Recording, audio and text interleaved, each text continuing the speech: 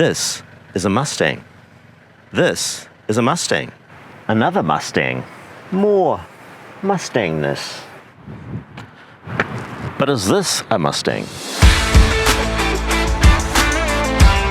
It's got pony badges on it. It's got the GT badge on, which we're used to seeing on V8 Mustangs. But I'm not sure that just putting these badges on an SUV a Mustang makes.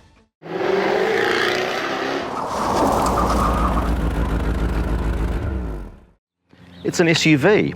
It's got 5 doors. It's got no V8. And it's all-wheel drive. Is it a cynical marketing exercise? Or is it really a Mustang? I think I'm just going to call it the Mach-E. The Mach-E GT.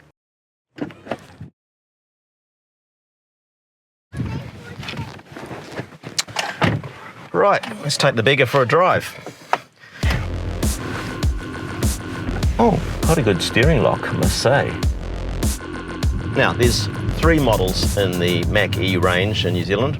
There's the entry-level rear-wheel drive one, which comes in just under the $80,000 cutoff for the full clean car rebate.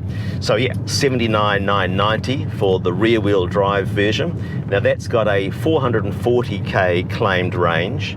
You step up quite a bit to the next one, which is the all-wheel drive. That's got a 550k range, so an extra 110 kilometers of range apparently available to you.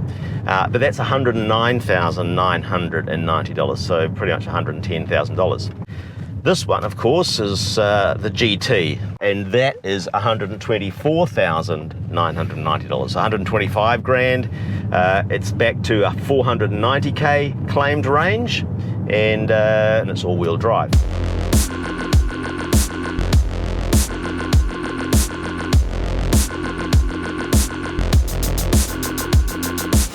The front is dominated by this massive infotainment screen here.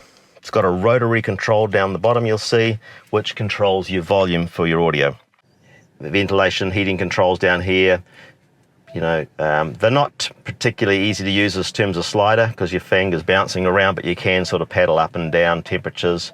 But it would be nice if in air conditioning mode, for instance, this rotary controller controlled the temperature. But yeah, you can go into your car as well, choose things like drive mode. We've got 3, whisper, active, and wait for it, untamed. You have the ability to switch one pedal on and off.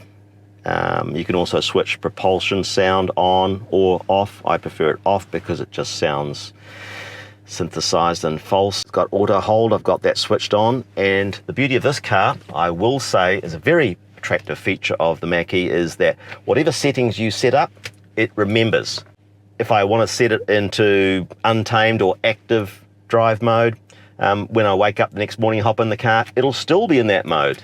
It's not like so many cars these days that default back to turning the auto hold off or the auto hold off and going back to the most modest drive program. That really infuriates me. This thing, thankfully, has got the driver in mind and retains those settings. So thank you, Ford. It's almost worth buying a Mach-E just for that feature alone. You've got another 10-inch gauge cluster screen here. Just essential driving information there. Just gives you what you want when you want it. In the center here, we've got wireless phone charging available to you. Or was that a USB-C and a regular USB port down there? A couple of cup holders. There's your handbrake. There's your rotary transmission selector. GT embossed armrest, which hides a huge center console bin here with another 12-volt charger socket in there too. So heaps of storage in the car internally. Conventional stuff for your mirrors and windows, and a less than conventional door button.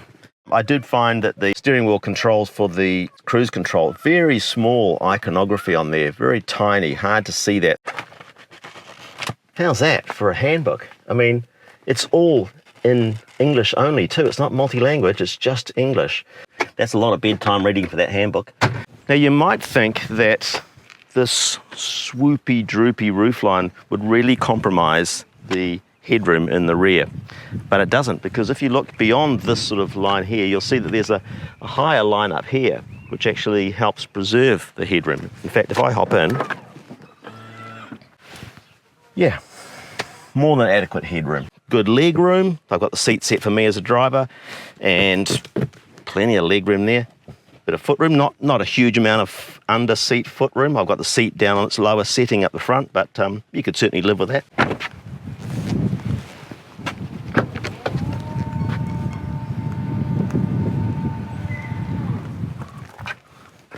That's a decent amount of luggage space, isn't it? I mean, it's a little bit compromised by this slopey back here, but you couldn't get this amount of rubbish or luggage in the back of your regular Mustang, could you? The back seats also fold down. There's underfloor storage here, which is where your power cables are kept, as well as a boot at the back. There's a boot at the front. It's quite big. It's even got a couple of cup holders here, and also very important is if you are actually unfortunate enough to get trapped inside your own frunk, there's a quick release button so you can get out and run away. It looks like you've got to run with your left hand up, your right hand out the back, and your front. That's how you're supposed to run away.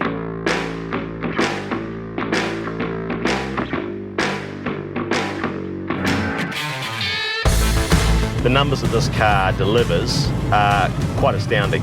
Maximum power on the two motors, one on the rear axle, one on the front, 358 kilowatts. Torque is 860 newton meters.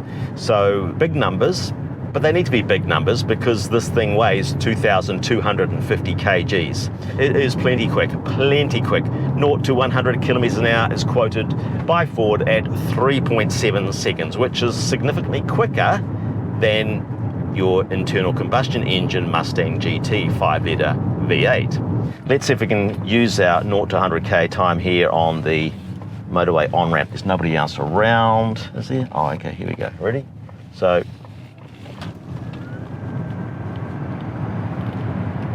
yeah, I mean, yeah, there you go. Wasn't 0, but it was close to 0 to 100. It's fast, but no real drama. I think once you've been round to all your mates' places and taken them for a ride and shown them what 0 to 100k is like, you probably very seldom do it again. It's not like you get any sort of audio embellishment and sort of, you know, drama inside the cockpit. It's just very accelerative, and that's all it is. So that's the party trick, of course, isn't it, of EVs? 0 to 100k is really quick. Yeah, instant torque. Yes, instant torque for me is much better because it's overtaking opportunities in New Zealand are very limited. Short straights, lots of hills, lots of corners.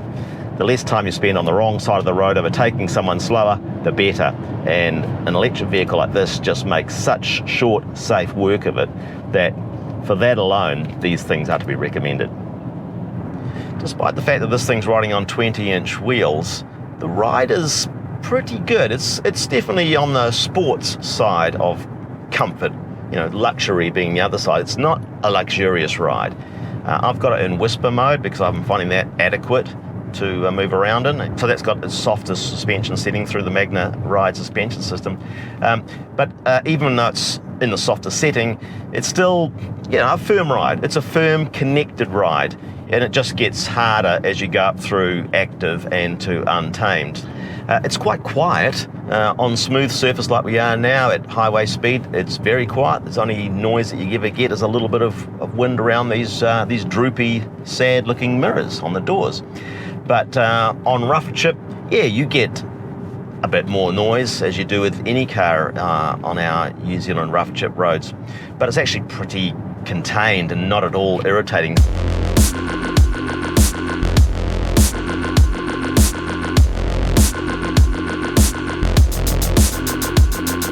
It never fails to impress, the torque and performance that these electric vehicles deliver. It's just otherworldly for people who only ever have driven internal combustion engine vehicles. It's heavy, it's an SUV, you sit up high, it's quite big, but it still feels like it's been designed by motoring engineers who are drivers first and engineers second.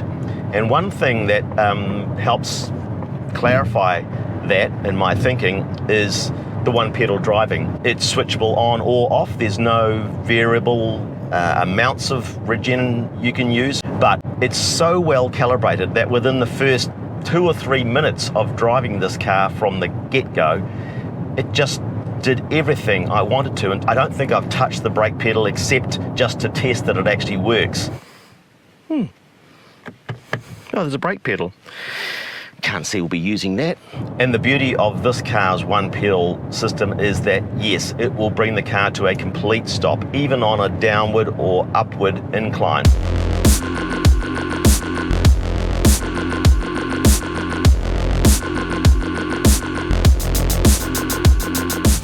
You might be wondering about the little L in the middle of the transmission selector. Well, it's like low range or a low gear. The vehicle only has the one gear, of course, being electric, but if you engage the L and you don't have one pedal driving initialized through the regular drive program settings, it acts to increase the regenerative braking. So yeah, it basically, if you don't have one pedal driving, of course, the car will just basically coast when you take your foot off the throttle. But if you have L engaged, it does provide a level of regenerative braking that is sort of like one pedal driving, but it's not as pronounced, I've found, as if you have the genuine one pedal drive activated. And if you do have that one pedal drive activated, this L doesn't seem to make any further difference. Yeah, is that clear? I hope so. It's certainly fast enough. So much punch, so much overtaking ability, so much maneuverability at high speed in terms of accelerating into gaps. It's really great. It is really, really great. Very impressive. But I'm not sure if I owned this vehicle that I would exploit more performance that often. 2.25 tons, if it starts to go sideways, that's a lot to catch, and I think most people would find that very intimidating. I know I do, and I'm prepared to take on quite a lot. I'm the sort of guy that turns off traction control when it's raining in my M135i, or in the red line for that matter. But I would never do that in this because I just think it's just so much mass, and I'm just feeling a little bit isolated from it. The steering is good. It's good and direct, and it does communicate kind of where the front wheels are pointing, but it's that sort of nuanced communication of what the front wheels are doing, what the rear wheels are doing, what the transmission, in a regular car would be doing, that I've got used to in terms of being able to drive quickly in slippery conditions. I don't have that confidence in a package like this. I didn't have the camera rolling, unfortunately, but I just had a little incident back there where there was a bit of an emergency stop required up ahead, and everybody was slowing down, and I had to use the brake pedal for a change. And boy, it was quite a severe stop that this thing gave me. Too severe. I didn't want it to be quite as pronounced as that. Now, I'm not sure if that's because I hadn't been using the brake pedal and I just over applied the brakes, but I have heard from other people who've driven the Mach-E's that the handover between regen braking and mechanical braking with the brake pedal is not the smoothest, and I've certainly experienced that now, and I'll just try it here. There's definitely it's almost like there's a lag to when you put your foot on the brake pedal, the brake pressure and deceleration builds up. Not entirely natural feeling. I guess if you owned the vehicle, you would get used to that. But as a newbie in this thing, it took me a little bit by surprise. So, Again, for spirited driving, sporty driving, you're going to be using the brake pedal because the regen's not going to do it for you every time. And I'm just wondering if that's another reason why trying to do a sporty drive in this vehicle, even though it is the GT, it's not going to really deliver what you're asking for. In the infotainment screen here, one of the things you can do is look at your energy usage. At the moment, I'm on Trip Computer 2, which has recorded a trip length of just over 4,200 kilometers. In that time, 5% of my battery has been used in controlling the climate, 84% has been used in controlling the driving, or actually powering the driving, 6% for accessories, and 5% of battery usage has been to deal with the external temperature. Kind of interesting to see where your battery is being used up. Oh, look at that, I've just pulled up behind another Mustang GT. I can hear his car from this car.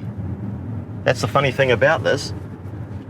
What you actually hear of your journey is other people's journeys, because this thing itself doesn't make any noise to speak of unless you turn on propulsion sound, and I've got it in untamed mode. I don't know if you'll be able to hear this, so see if you can hear what this thing generates as an artificial sound for the high performance driving mode. Ready?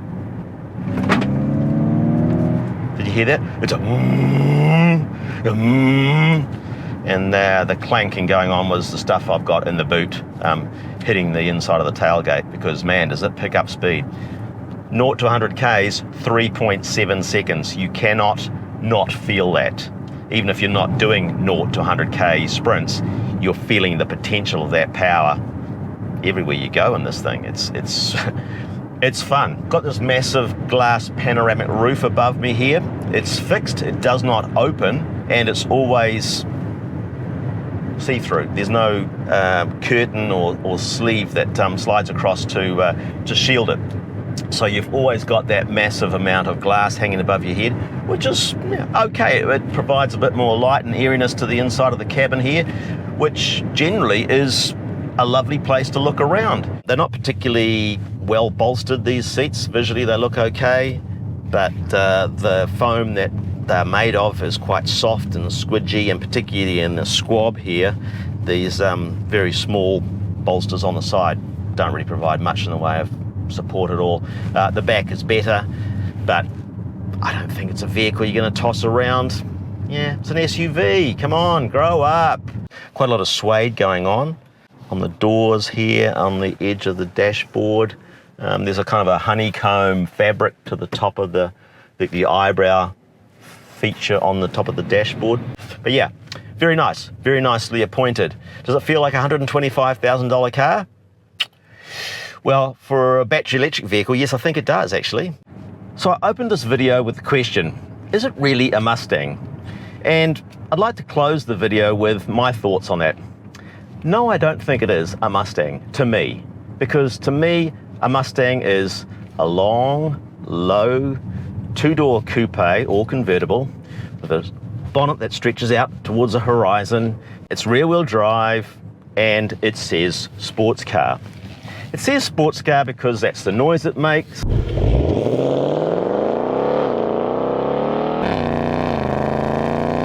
And that's the way it looks, and that's frankly how you feel when you're driving the car. You feel sporty.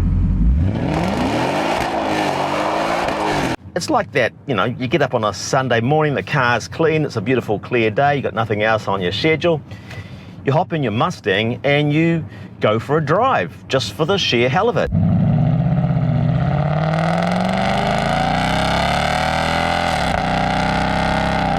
You might not go far, you might not go fast, but you just want to get out there and tool around in your Mustang. I don't think you'd ever do that in this vehicle. I don't think you'd ever just jump into it and go for a drive for the sake of it. I mean, yes, it's phenomenally fast, but speed alone doesn't tell the Mustang story to my mind. It's about the vibrations, it's about the noise, it's about the low slung stance, it's about the looks that people give you and the feeling that you get inside the vehicle. You just don't get that in the Mach-E. Look, don't get me wrong, I think it's a really admirable SUV. Ford should be congratulated for that. And if they call it the Mach-E, I'm okay with that. I think that's a perfectly good moniker for it. But to put the Mustang word in there, and also to put the pony on the steering wheel and on the grille, it just, as I say, it smacks of marketing, and yeah, I think it's a bit cynical. So, well done, Ford. I think the Mach-E GT is a great vehicle, really do. I think it's, yeah, really very cool. But a Mustang, sorry Ford, but it ain't.